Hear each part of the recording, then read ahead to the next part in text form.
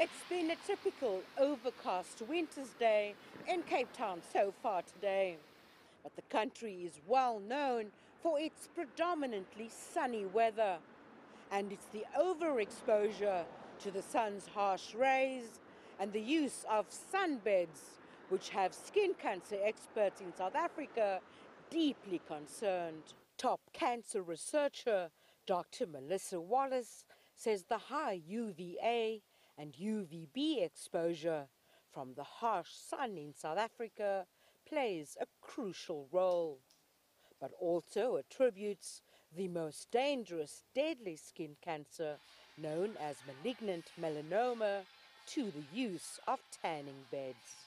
So that is the most dangerous form of skin cancer, the one that's most likely to be associated with death. And from our statistics from 2009, 69 for every 100,000 Caucasians will develop malignant melanoma, as compared to 65 for every 100,000 in Australia. Sunbeds have actually been classified in group 1 in terms of the level of carcinogen that they are, which means that there's a definite causal relationship between the use of sunbeds and skin cancer. And that's by the International Agency for Research on Cancer, which is affiliated to the World Health Organization. 55-year-old Arlene Pullen has been living with skin cancer for most of her adult life. And she says it all started with a simple mole on her neck. I was diagnosed with a melanoma when I was 25 years old. And at the time, I don't think people knew much about melanomas and what you needed to do and skin cancer.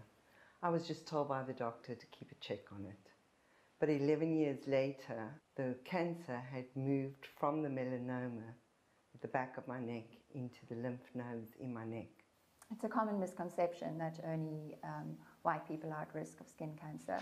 Certainly it is more common in people with lighter skin tones and Caucasians, but that's not to say it's not a risk for people of other darker skin tones and other race groups. It certainly is. The stats show that. You know, in particular, if people make use of sunbeds before the age of 30, they've got a 75% greater risk of developing malignant melanoma. Arlene's had to undergo numerous surgeries, and another one is scheduled for a few weeks from now. I've had part of my nose removed and a skin graft from behind my ear because I had a basal cell, 2 on my nose. I've had 3 removed from my lips and 1 on the side of my face, and my hands,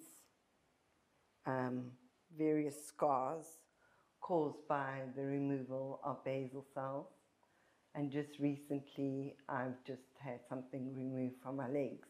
So all the areas where I've been exposed to the sun through just living, never mind sunbathing, but just living, I have actually had some form of skin cancer. Arlene believes she managed to survive skin cancer for so many years because of her determination to live and the good doctors who've treated her over the past 30 years. But she says she would not like to see others walking in her footsteps. All I can tell people is love yourself from within. Do you know, tanning beds, the color of your skin is not going to make you any different. It's about who you are. Learn to love who you are, not what you look like. Rene, Carme, CCTV, Cape Town, South Africa.